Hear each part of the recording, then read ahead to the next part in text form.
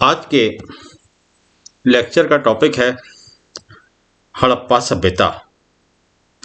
हड़प्पा सभ्यता के विषय में हम सभी लोग पहले से भी जानते हैं। हड़प्पा सभ्यता एक सुविकसित नगरीय सभ्यता थी। यह सभ्यता विश्व की प्राचीनतम सभ्यताओं जैसे मिस्र की सभ्यता या मेसोपोटामिया की सभ्यता, इन्हीं सभ्यताओं के समान विकसित और प्राचीन थी। इसके साथ साथ यह कुछ क्षेत्रों में उनसे भी अधिक विशिष्ट थी।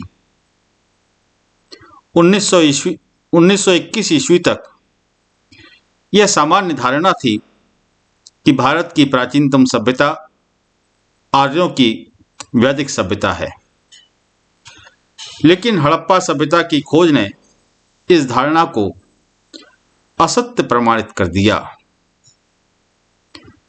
1921 ईस्वी में राय बहादुर दयाराम साहनी ने पंजाब के मांटगोमरी जिले में सिंधु नदी घाटी में स्थित हड़प्पा नामक स्थान, जो कि वर्तमान में पाकिस्तान में है, यहाँ पर उत्खनन कार्य प्रारंभ करके यहाँ पर एक प्राचीन सभ्यता के अवशेष खोज निकाले थे। इसके लगभग एक वर्ष पश्चात 1922 ईस्वी में राखलदास बनर्जी ने हड़प्पा से लगभग 675 किलोमीटर दूर सिंध प्रांत के लड़काना जिले में स्थित मोहनजोदड़ो नामक स्थान पर एक भव्य नगर के अवशेष प्राप्त किए थे।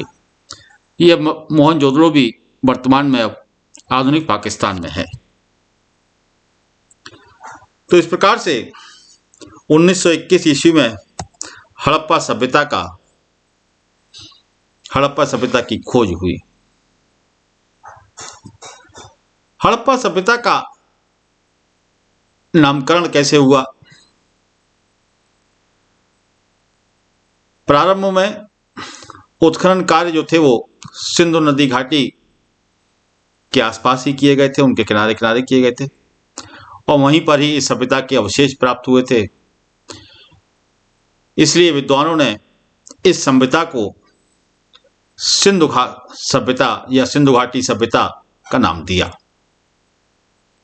आज जबकि इस सभ्यता के अवशेष सिंधु नदी घाटी से दूर गंगा यमुना के दोआब, नर्मदा ताप्ती के मोहानो, कश्मीर में मांडा तक फैले हुए हैं, तो इस सभ्यता का नाम जो था सिंधु सभ्यता संकुचित प्रतीत हुआ। इतिहासकारों को उचित प्रतीत नहीं हुआ। कुछ पुरातत्वविदों ने पुरातत्व परंपरा के आधार पर इस सभ्यता का नामकरण उसके सर्वप्रथम ज्ञात स्थल के नाम पर किया। सर्वप्रथम ज्ञात स्थल इसका जो था वो हड़प्पा था, इसलिए इस सभ्यता को हड़प्पा सभ्यता कहा। लेकिन अभी तक सिंधु घाटी सभ्यता ही इस सभ्यता का अधिक प्रचलित और प्रसिद्ध नाम है। इस सभ्यता को हड़प्पा सभ्यता, इस सभ्यता को सिंधु घाटी सभ्यता या इंडस वैली सिविलाइजेशन कहा जाता है। इस सभ्यता के विस्तार के बारे में बात करते हैं। पुरातात्विक जो साक्ष्य हमको प्राप्त हुए हैं और जो उत्खनन कार्य किया गया है, उससे ज्ञात होता है कि हड़प्पा सभ्यता या सिंधु घाटी सभ्यता जो थी वो केवल हड़प्पा और मोहनजोदड़ो तक ही सीमित नहीं थी, अपितु इसका क्षेत्र अधिक विस्तृत था। हड़प्पा सभ्यता का विस्तार विश्व की प्राचीनतम सभ्यताओं के क्षेत्रों से बहुत अधिक विस्तृत था। संक्षेप में यह कहा जा सकता है कि हड़प्पा सभ्यता पश्चिम में मकराना तट प्रदेश पर सुतकांगेडोर से पूर्व में मेरठ के आलमगीर तक और उत्तर में जम्मू के मांदा से दक्षिण में किम सागर संगम तक फैली हुई थी। समकालीन सभ्यताओं में सिंधु सभ्यता निसंदेह सबसे विस्तृत थी। क्षेत्र की दृष्टि से अगर देखा जाए तो यह मिस्र और सुमेरिया की सभ्यता से भी कहीं अधिक विस्तृत थी। इस सभ्यता का क्षेत्रफल लगभग 12,50,000 वर्ग किलोमीटर है। विद्वान इतिहासवेत्ता पिगट का मानना है कि हड़प्पा सभ्यता के अंतर्गत इस विशाल क्षेत्र की व्यवस्था व प्रशासन के लिए 2 राजधानियां स्थापित की गई थीं। उत्तर में हड़प्पा और दक्षिण में मोहनजोदड़ो के द्वारा इस विशाल क्षेत्र की व्यवस्था और प्रशासन संचालित किया जाता था। अब हड़प्पा सभ्यता के प्रमुख केंद्रों के बारे में बात करेंगे। हड़प्पा सभ्यता के प्रमुख केंद्र कौन कौन से थे? अनेक स्थानों पर उत्खनन कार्य हुआ, लेकिन वर्तमान में हम इसके प्रमुख केंद्रों के बारे में बात करेंगे। इसके प्रमुख केंद्र जो थे वो हड़प्पा, मोहनजोदड़ो के अतिरिक्त चन्हूदड़ो, लोथल, कालीबंगन, बनावली, राखीगढ़ी, सुतकांगेडोर, कोटदीजी, रोपड़, रंगपुर, ये सारे इसके प्रमुख केंद्र थे। हड़प्पा जो है वो वर्तमान में पाकिस्तान के पंजाब प्रांत के मांटगुमरी जिले में स्थित है। मोहनजोदड़ो वर्तमान में पाकिस्तान के सिंध प्रांत के लरकाना जिले में स्थित है।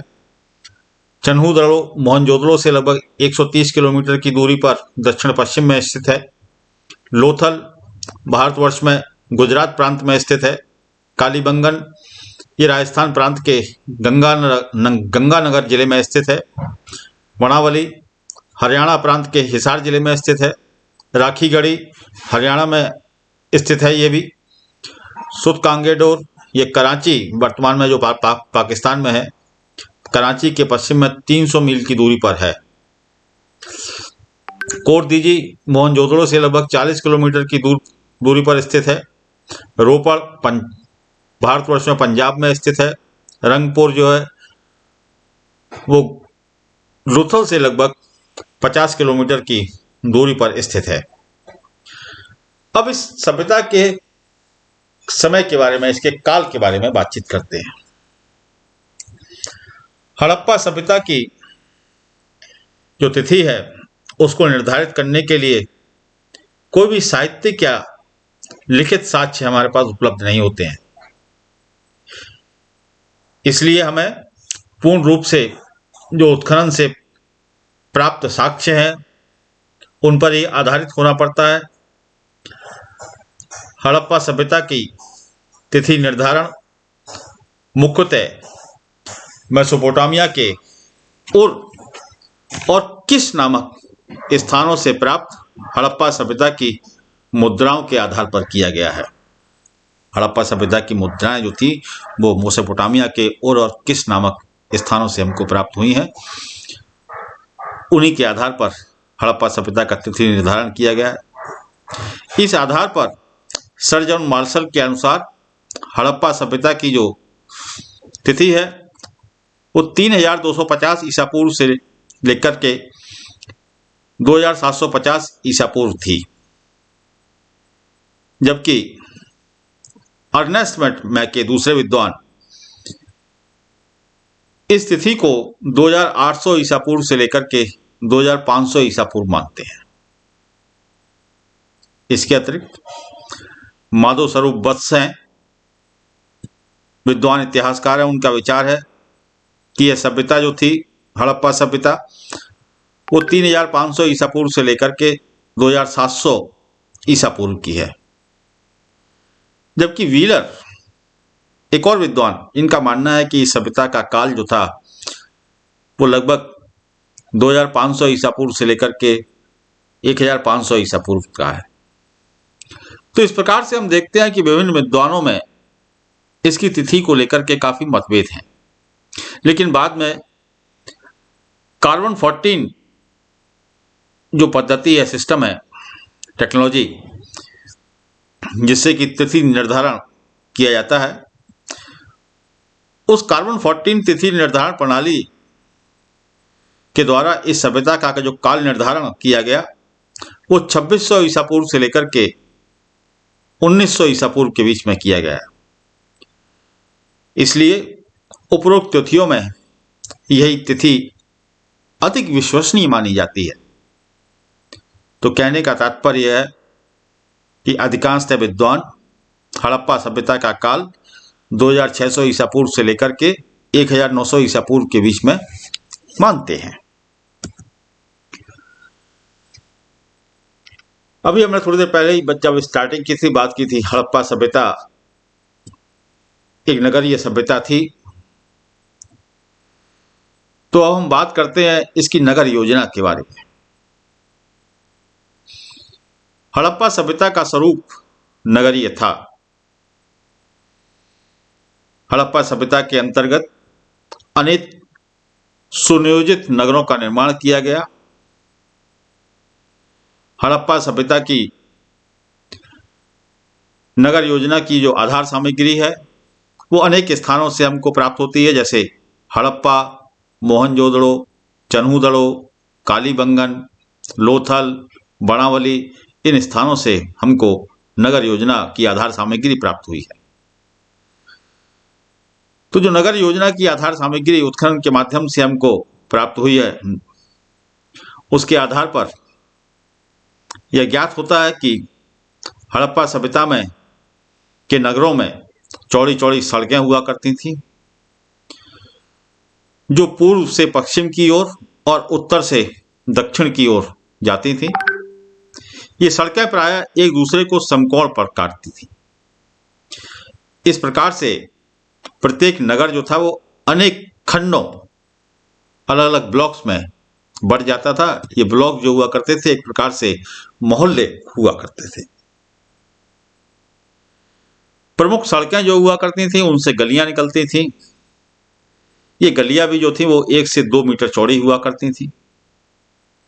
नगरों में जल निकासी की समुचित व्यवस्था होती थी। सड़कों के किनारे नालियां बनी हुई हुआ करती थी। ये नालियां पक्की और ढकी हुई हुआ करती थी। कहने का तात्पर्य है कि उस समय ड्रेनेज सिस्टम बड़ा उच्च कोटि का था, जो देखने को मिलता है उत्खनन के माध्यम से जो हमको सामग्री प्राप्त हुई है। अब बात करते हैं भवन निर्माण। हड़प्पा सभ्यता में भवन निर्माण या स्थापत्य कला क्या थी, भवन निर्माण कैसे किया जाता था। हड़प्पा सभ्यता के लोग भवन निर्माण में भी अत्यंत दक्ष थे। इस बात की पुष्टि हड़प्पा और मोहनजोदड़ो से भवनों के जो भग्नावशेष प्राप्त हुए हैं उनसे होती है हमको। हड़प्पा सभ्यता में विभिन्न प्रकार के भवन प्राप्त हुए हैं। अध्ययन की दृष्टि से हम इनको अलग अलग वर्गों में बांट सकते हैं, जैसे आवासीय भवन, दुर्ग, सार्वजनिक एवं राजकीय भवन, इसके अतिरिक्त अन्न भंडारागार और सार्वजनिक स्नानागार। तो सबसे पहले बात करते हैं आवासीय भवन के बारे में। आवासीय भवनों का निर्माण जो था सड़क के दोनों ओर किया जाता था। भवनों का आकार जो हुआ करता था वो आवश्यकता के अनुसार छोटा और बड़ा हुआ करता था। भवन जो थे वो कच्चे और पक्के दोनों प्रकार के प्राप्त हुए हैं। भवन 1 से 2 मंजिला तक हुआ करते थे, डबल स्टोरी के भी होते थे। भवनों को बनाते समय हवा और प्रकाश का पूरा ध्यान रखा जाता था, प्रॉपरली एरिएशन हो, लाइट की सुविधा हो, इस बात का ध्यान रखा जाता था। भवनों में कमरों के अतिरिक्त, कमरे तो होते ही होते थे, कमरों के अतिरिक्त रसोई घर, स्नान गृह, दरवाजे, खिड़कियां, रोशनदान, और आंगन भी होता था। भवनों के फर्श जो हुआ करते थे वो प्रायः पक्के होते थे।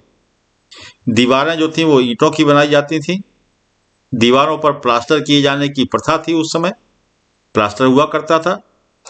दरवाजे और छत जो थे वो लकड़ी के बने होते थे। मोहनजोदड़ो के आवासीय भवनों में कुएं भी हमको मिलते हैं, जल स्रोत वहां पर थे। तो ये थे आवासीय भवनों की बात। अब बात करते हैं सार्वजनिक और राजकीय भवनों की बात। हड़प्पा, मोहनजोदड़ो, कालीबंगन आदि नगरों में कुछ दुर्ग की संरचनाएं प्राप्त हुई हैं। दुर्ग के क्षेत्रों में विशाल भवनों के अवशेष हमको प्राप्त हुए हैं। तो इन भवनों को देखने से ये ज्ञात होता है कि संभवतः इन भवनों का उपयोग सार्वजनिक प्रयोजनों के लिए किया जाता था। ये विशाल भवन जो थे वो ईंटों से बने हुए ऊंचे ऊंचे चबूतरों पर बनाए गए थे।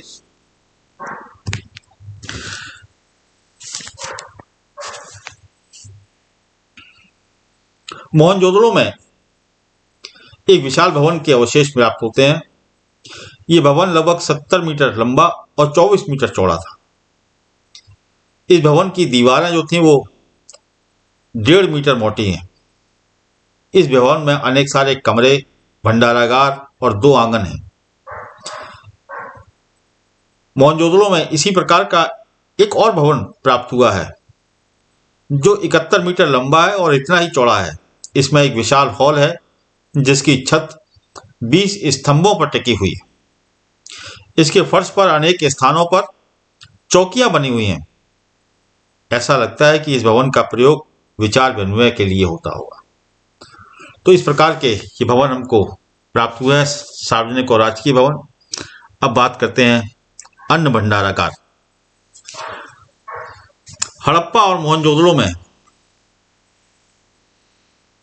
कुछ अन्य विशाल भवन भी प्राप्त हुए हैं। इतिहासकार इन भवनों को अन्न भंडारागार मानते हैं। ये अन्न भंडारागार हड़प्पा में राजमार्ग के दोनों ओर मिले हैं। ये भवन जो है वो 1.25 मीटर ऊंचे चबूतरों पर 6-6 की पंक्ति में बने हुए हैं, एक तरफ 6 और दूसरी तरफ 6। इन भंडारागारों की लंबाई 18 मीटर और चौड़ाई 7 मीटर है। अब बात करते हैं सार्वजनिक स्नानागार की। मोहनजोदड़ो के उत्खनन से एक विशाल स्नानागार भी प्राप्त हुआ है। इस विशाल स्नानागार जो है वो एक विशाल भवन के बीच में स्थित है। स्नानागार का जलाशय जो है, इसके बीचों बीच में एक जलाशय है, वो आयताकार है। ये जलाशय 39 फीट चौड़ा और 8 फीट गहरा है। इसके प्रत्येक ओर जल तक पहुंचने के लिए ईंटों की सीढ़ियां हैं। जलाशय की दीवार और फर्श पक्की ईंटों के बने हुए हैं। जलाशय में जल निकासी की समुचित व्यवस्था की गई है। जलाशय के चारों ओर बरामदे हैं और बरामदे के पीछे कमरे बने हुए हैं। इतिहासकारों का यह अनुमान है कि यह जलाशय संभवतः धार्मिक महत्व रखता था तथा यहाँ विभिन्न पर्वों पर, पवित्र पर्वों पर लोग इसमें स्नान करते होंगे, ऐसा मानते हैं इतिहासकार। तो ये बात रही नगर योजना और भवन निर्माण की। अब बात करते हैं हड़प्पा सभ्यता के सामाजिक जीवन के बारे में।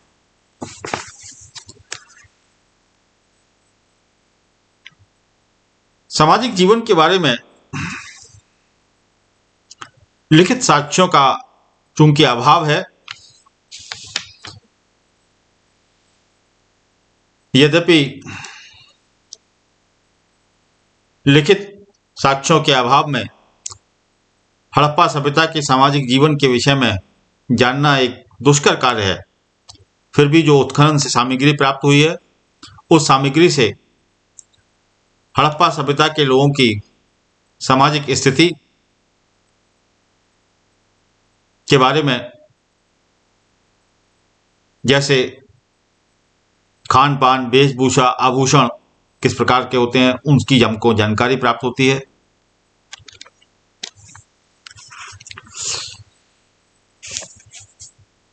जो सामग्री प्राप्त हुई है उससे पता चलता है कि हड़प्पा का जो समाज था वो जातियों में विभक्त नहीं था। संभवतः समाज के अंदर 4 श्रेणियां थी।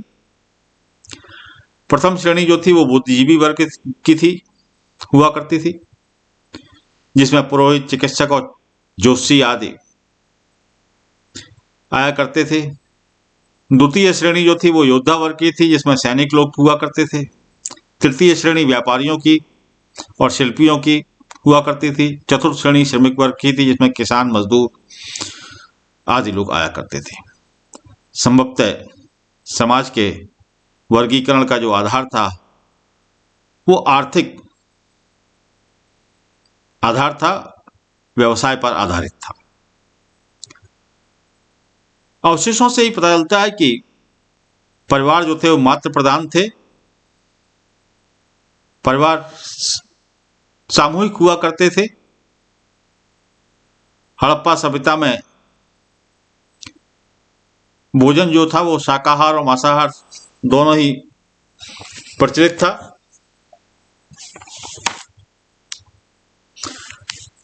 यहाँ के निवासियों का मुख्य भोजन जो था वो गेहूं, जौ, दूध, फल और मछली, इसके अतिरिक्त मांस भी खाया करते थे। गेहूं और जौ जो थे वो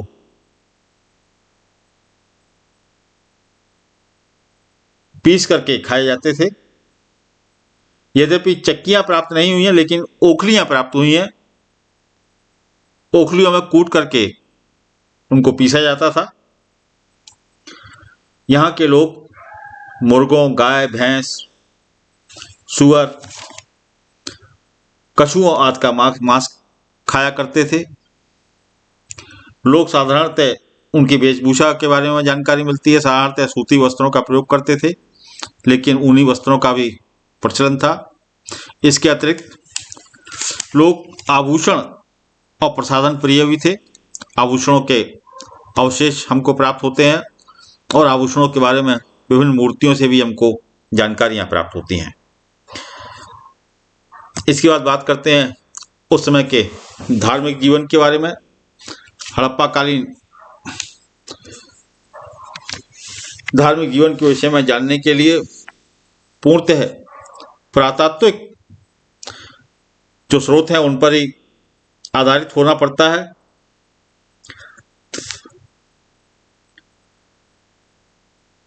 हड़प्पा सभ्यता के धर्म के विषय में जो जानकारी मिलती है वो उस समय के जो अवशेष हमको मिले हैं उनसे मिलती है। तो उनसे ज्ञात होता है कि हड़प्पा के समाज में मातृ देवी की पूजा हुआ करती थी। शिव पूजा को लोग किया करते थे।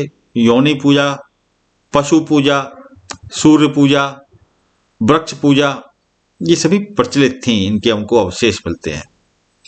इसके अतिरिक्त मृतक संस्कार के बारे में भी जानकारी मिलती है।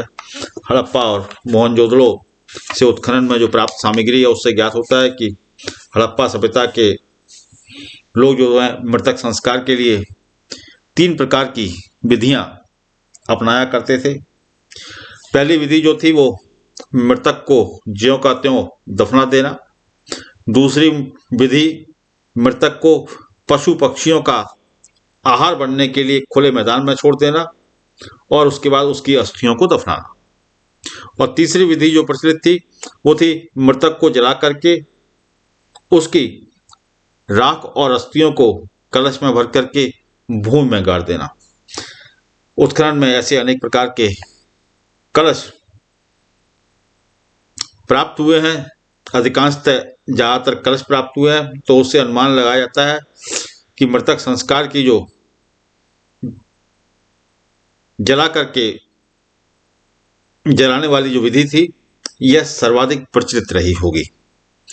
तो ये उनका धार्मिक जीवन था। अब बात करते हैं आर्थिक जीवन की। प्राप्त साक्ष्यों से हमको ज्ञात होता है कि हड़प्पा सभ्यता के निवासियों का जो मुख्य व्यवसाय था वो कृषि था। इस सभ्यता के विभिन्न स्थलों से हमको अनाज के दाने प्राप्त हुए हैं,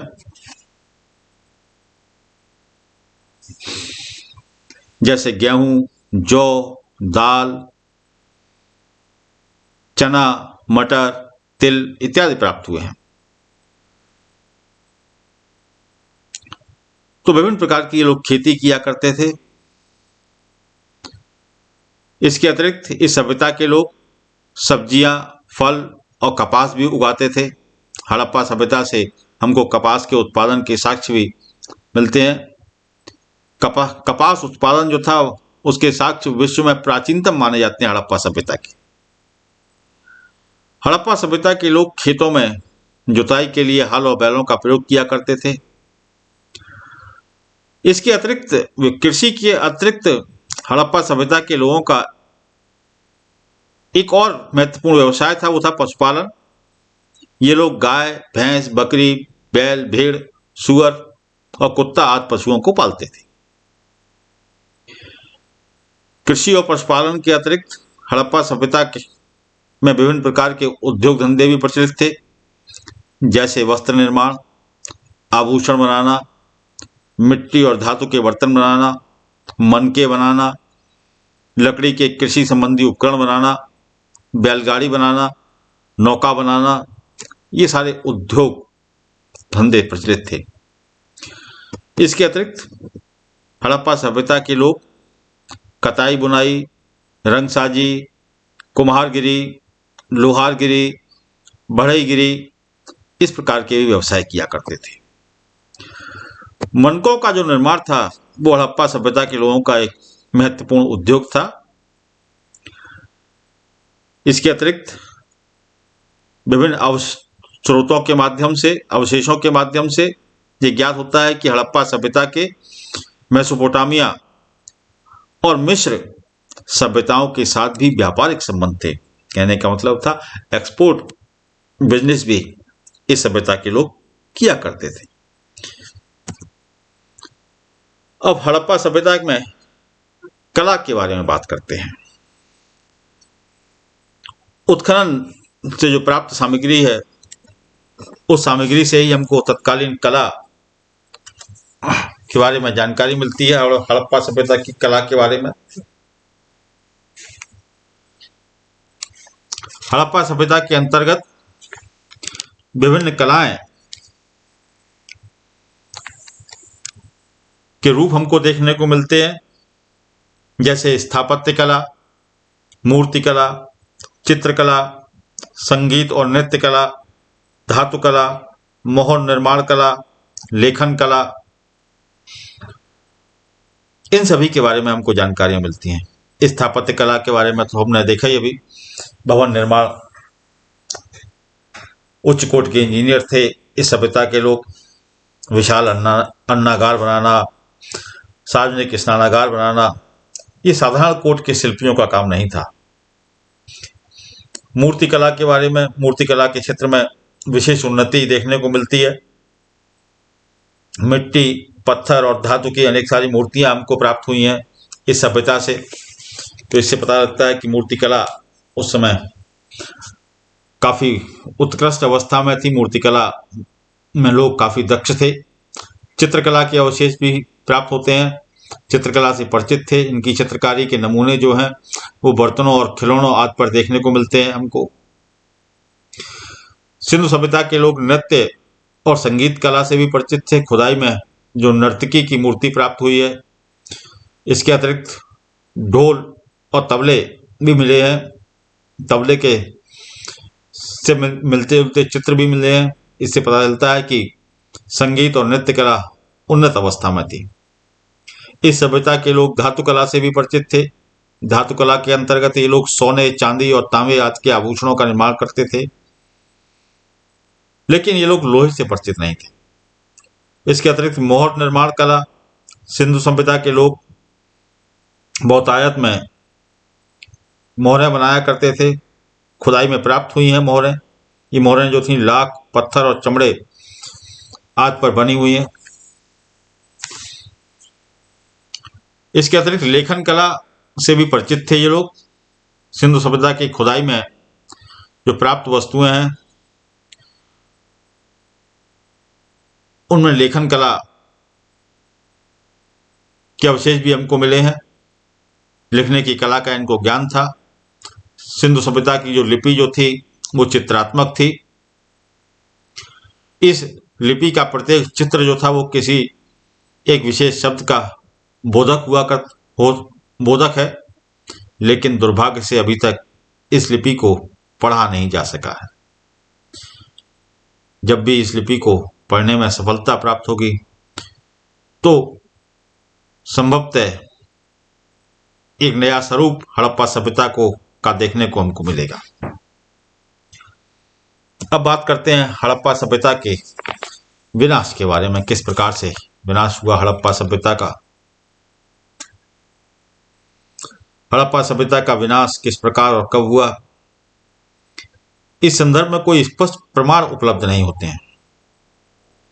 इसलिए अनेक विद्वानों ने अनुमान के आधार पर इस सभ्यता के विनाश के कई कारण बताए हैं। इनमें एक कारण बताया गया है बाहरी आक्रमण। अनेक विद्वानों का मानना है कि किसी बाहरी जाति के आक्रमणकारियों ने इस सभ्यता का विनाश किया।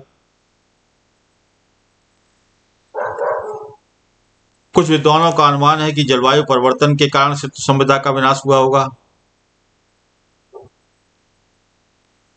कुछ विद्वानों का अनुमान है कि सिंधु सभ्यता का विनाश बाढ़ के कारण हुआ होगा।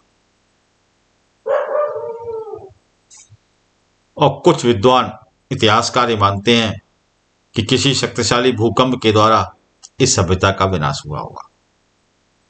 लेकिन विनाश के कारणों को लेकर के विद्वान एक मत नहीं है। किसी न किसी कारण से इस सभ्यता का विनाश अवश्य हुआ होगा, चाहे वो जलवायु परिवर्तन हो, चाहे बाढ़ या भूकंप या बाहरी आक्रमण।